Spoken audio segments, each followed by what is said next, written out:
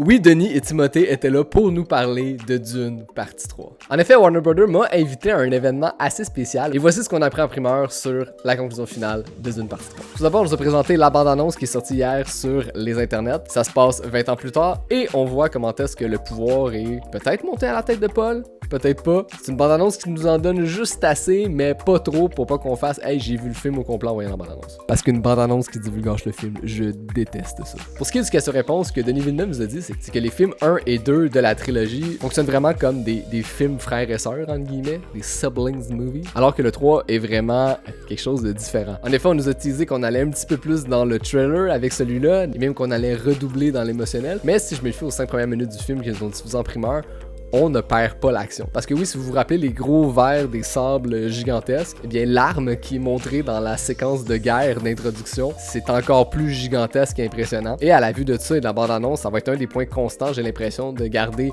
le grandiose de cet univers-là, qu'il va falloir aller voir non seulement sur le plus grand écran possible, mais aussi avec le meilleur système de son. Parce que perso, moi je veux la pleine puissance des trompettes de Hans Zimmer. On pourrait aussi s'attendre à des séquences un petit peu plus psychédéliques que les deux premiers films, entre autres parce que Denis Villeneuve a dévoilé qu'il y avait une équipe dédiée de 2 Québécois en plus à développer des expérimentations caméra. Et il a dit que pour cette équipe-là, une des grandes inspirations, c'était les films expérimentaux de l'ONF. Donc, il y a un petit peu de Québec dans le désert. Sur ce, merci encore à Warner Bros. Canada pour l'invitation et les goodies. Et moi, je vous donne rendez-vous en décembre pour ma critique quand le film va sortir. Mais entre-temps, tu peux t'abonner. Il va y avoir d'autres vidéos, ça, je te le promets.